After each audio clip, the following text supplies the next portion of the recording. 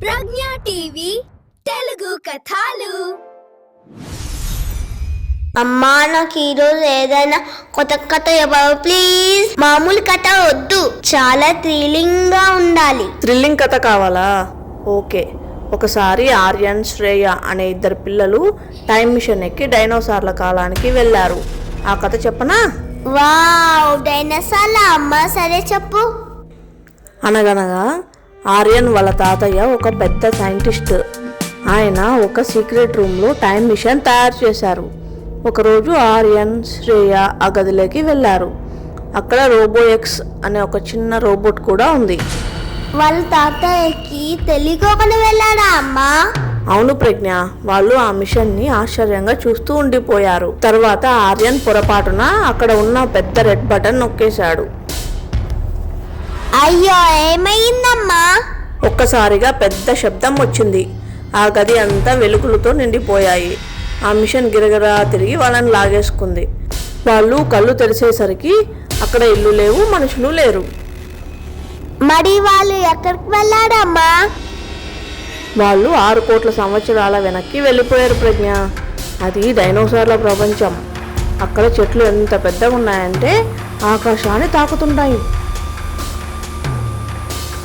అమ్మో, మరి డైనోసార్లు కనిపించాయా?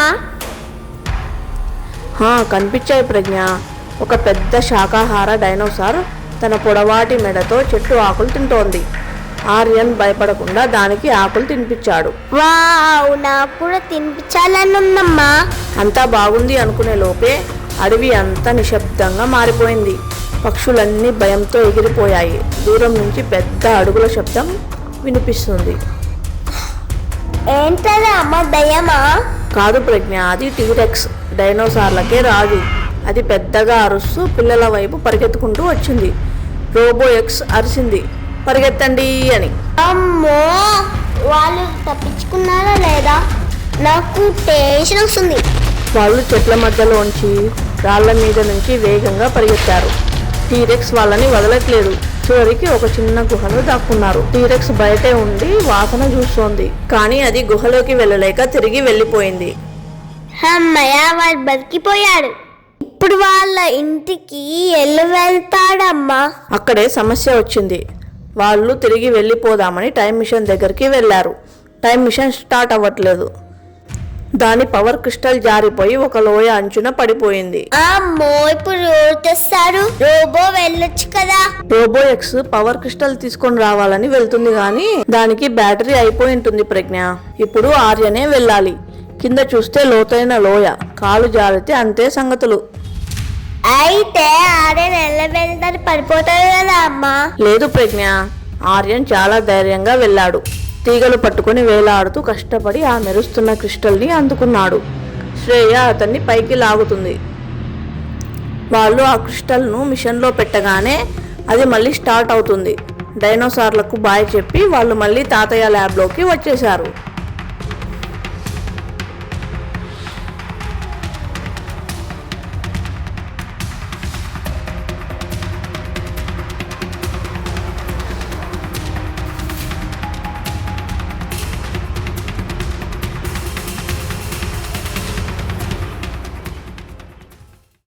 అబ్బా, సూపర్ స్టోరీ అమ్మా.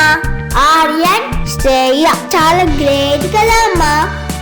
అవును ప్రజ్ఞ, కష్టం వచ్చినప్పుడు భయపడకుండా ధైర్యంగా ఆలోచించాలి. అదే ఈ కథలో నీతి. సరే, ఇప్పుడు పడుకో, రేపు ఇంకో కథ చెప్పుకుందాం. హాయ్ ఫ్రెండ్స్, ఈ స్టోరీ చాలా బాగుంది కదా. ఇలాంటి స్టోరీల కోసం లైక్ చేయండి, షేర్ చేయండి, సబ్స్క్రైబ్ చేయడం మర్చిపోదండి.